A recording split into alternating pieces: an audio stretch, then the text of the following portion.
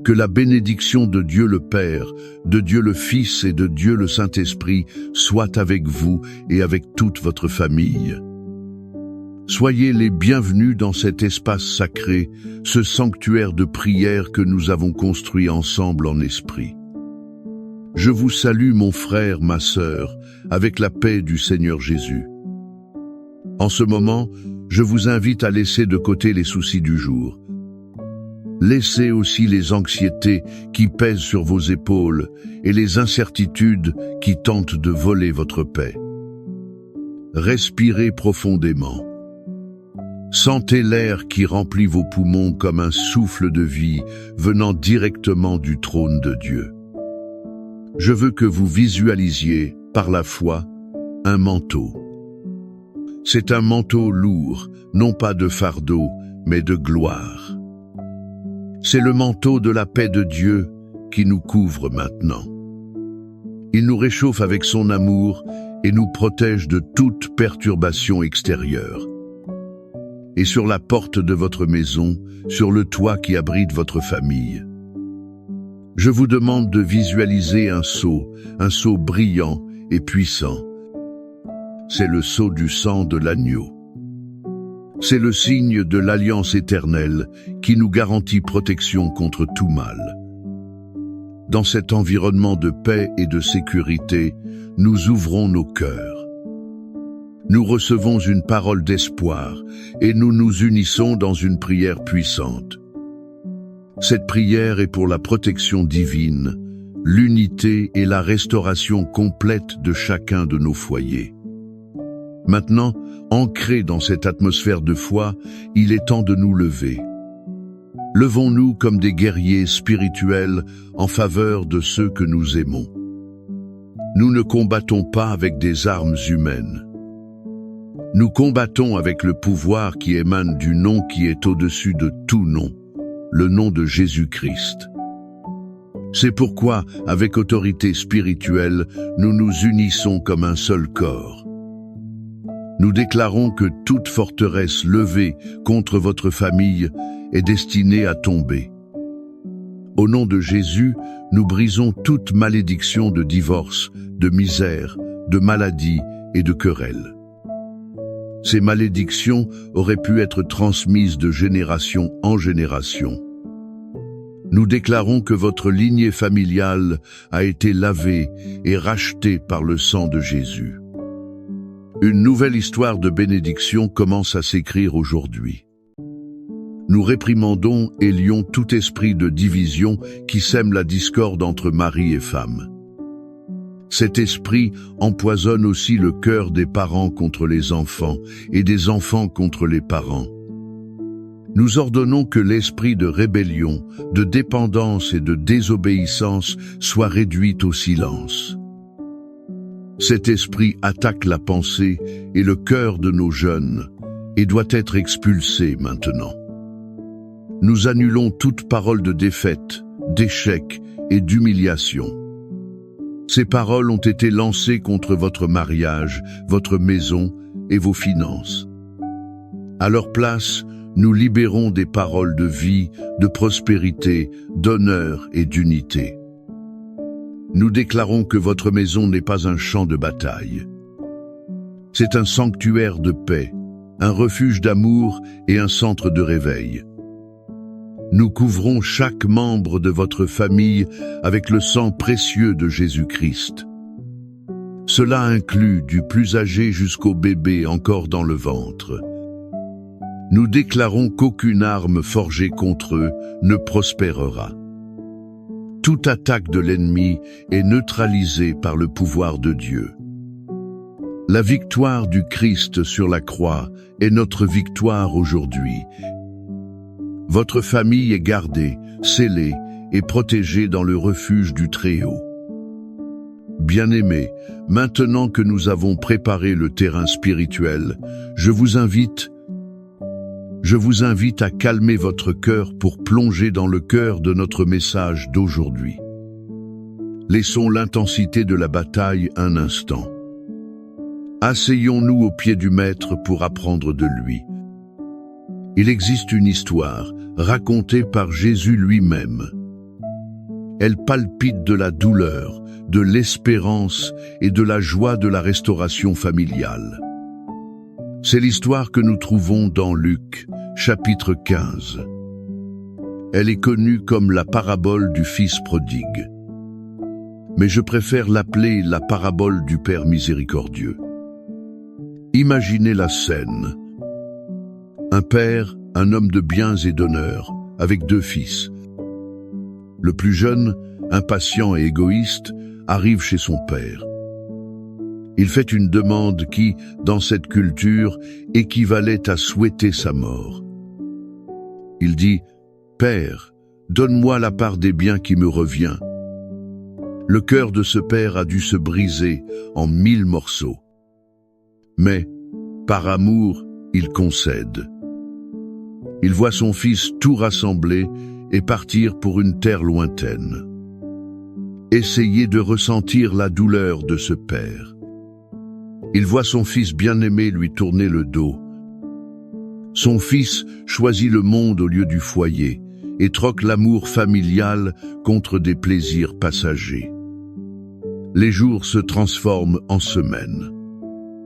Les semaines se transforment en mois. Et ce père, chaque jour, au crépuscule, il allait sur la véranda. Il regardait la route lointaine, attendant, aspirant, le cœur serré de nostalgie. Il cherchait un aperçu, un signe de son garçon. Pendant ce temps, le fils gaspillait tout. La Bible dit qu'il a vécu de manière dissolue dans les fêtes avec de faux amis. Cela dura jusqu'à ce que l'argent soit épuisé. Quand la fin est arrivée, il s'est retrouvé au plus bas. C'était un point qu'un juif pouvait imaginer, s'occuper de porcs. Ils désiraient manger leur nourriture. C'est dans la porcherie de la vie, dans la plus profonde humiliation et désespoir, qu'il reprit ses esprits. Il se souvint de la maison de son père. Et voici le tournant. Il décide de revenir, non pas comme un fils, mais comme un simple employé. Il répète un discours de repentance. Et alors, il se lève et commence le long chemin du retour à la maison. Et le père? La Bible dit quelque chose de merveilleux. Alors qu'il était encore loin, son père l'a vu. Ce père n'a jamais cessé de chercher. Ses yeux d'amour l'ont reconnu à distance. Il n'a pas attendu. Il a couru. Il a oublié sa dignité d'ancien. Il a relevé ses vêtements et a couru à la rencontre de son fils. Le fils était sale, débraillé et humilié. Et avant que le fils puisse terminer son discours répété, le père l'a embrassé et l'a embrassé à plusieurs reprises. Il n'y a pas eu de sermon, pas de « je te l'avais dit ». Il y a eu seulement une étreinte qui disait « Bienvenue à la maison, mon fils. Tu m'as tant manqué ». Et la célébration a commencé, le plus beau vêtement, l'anneau d'autorité, les sandales de la filiation et une fête pour célébrer le fils. Le fils était mort et est revenu à la vie, était perdu et a été retrouvé. De cette histoire, nous tirons des leçons. Ces leçons sont un baume pour nos familles aujourd'hui. La première concerne l'amour inconditionnel du Père céleste. Êtes-vous un père ou une mère dont le cœur saigne? Il saigne pour un enfant qui s'est égaré. Vous regardez la route tous les jours, en espérant. Cette histoire est pour vous. Dieu, notre Père céleste, comprend votre douleur. Et il veut que vous sachiez que son amour pour votre fils ou votre fille est encore plus grand que le vôtre. Il n'abandonne pas, il n'annule pas. Il continue d'attendre avec un amour qui ne se fonde pas sur le mérite, mais sur la grâce. La deuxième leçon est qu'il y a toujours un chemin de retour. Peu importe à quel point un membre de votre famille est allé loin. Peu importe à quel point il est tombé profondément dans le puits de l'erreur. La porcherie n'est pas la destination finale. Le repentir sincère ouvre la porte du foyer. Il y a de l'espoir pour votre mariage en crise. Il y a de l'espoir pour votre enfant rebelle. Il y a de l'espoir pour votre parent éloigné. La maison du Père est toujours ouverte. La troisième leçon, et la plus puissante, est le pouvoir du pardon pour restaurer. Ce qui a guéri cette famille n'était pas le temps. Ce n'était pas une conversation difficile, mais un acte radical de pardon. Le Père n'a pas seulement pardonné. Il a aussi restauré l'honneur de son Fils. Dans nos familles, ne retenons-nous pas le pardon? Gardons-nous des rancunes qui empêchent la fête de la réconciliation? Le pardon est la clé qui déverrouille les chaînes de l'amertume. Il permet à l'amour de Dieu de couler à nouveau. Cette image du Père qui accueille, pardonne et protège à bras ouverts.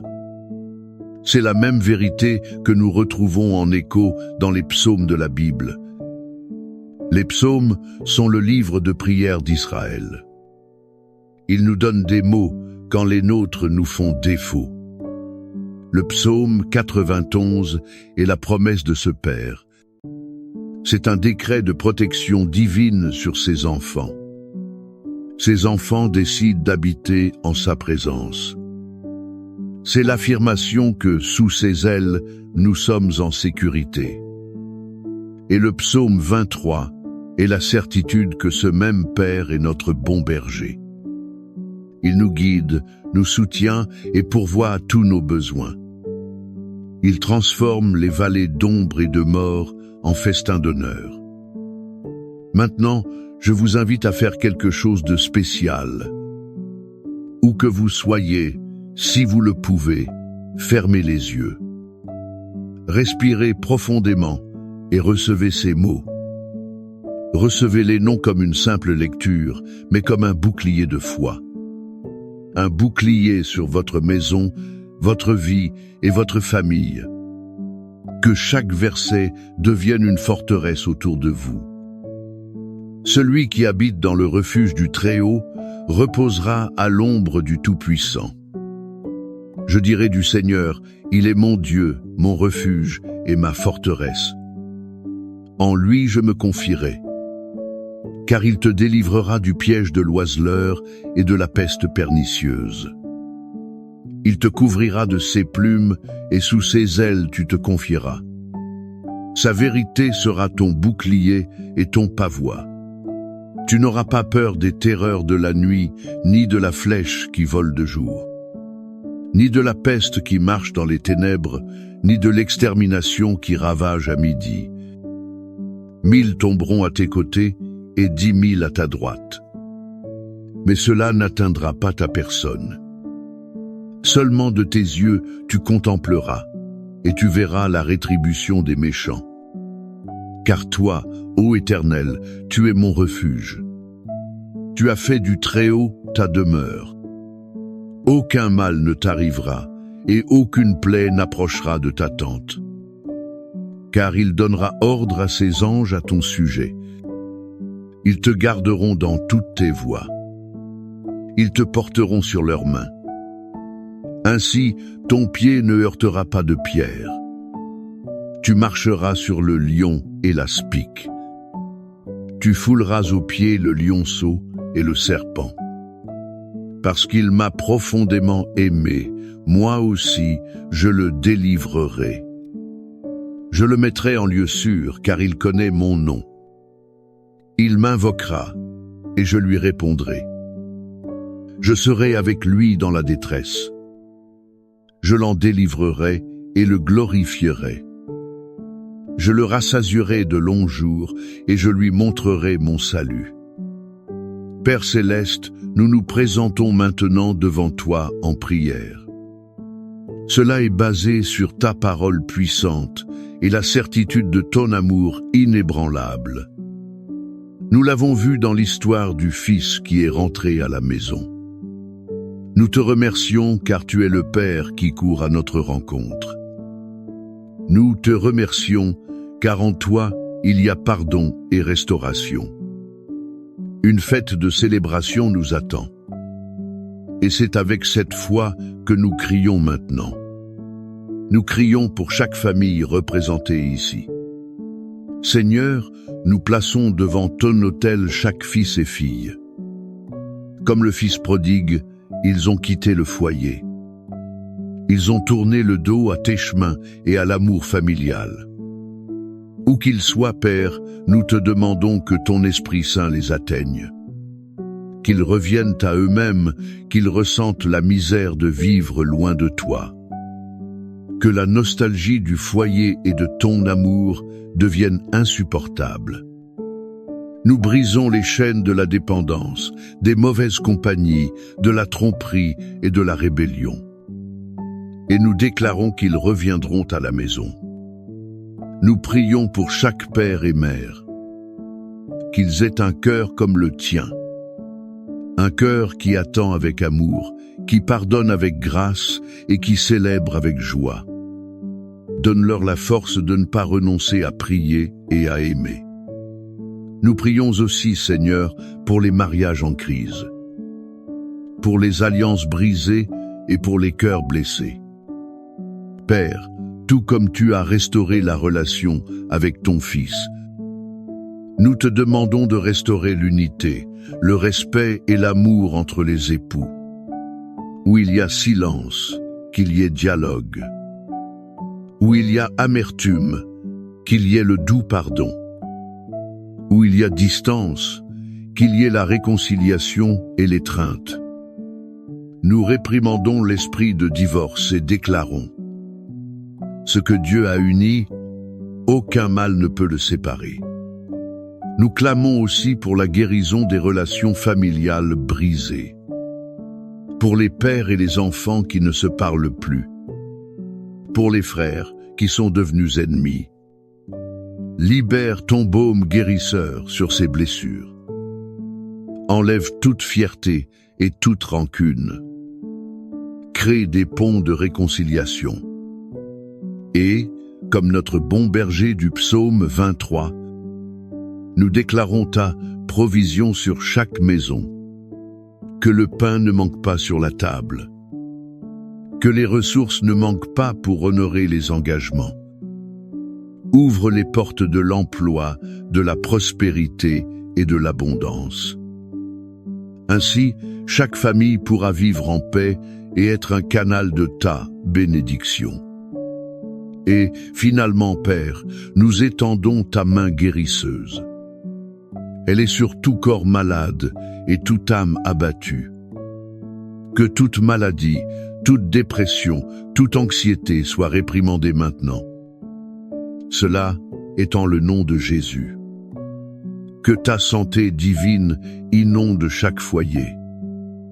Maintenant, je vous invite à interagir par la foi. Écrivez ici dans les commentaires le nom de votre famille ou votre demande spécifique de prière. En faisant cela, vous ne faites pas que taper. Vous scellez cette prière sur votre maison. Vous vous unissez à une puissante chaîne de foi.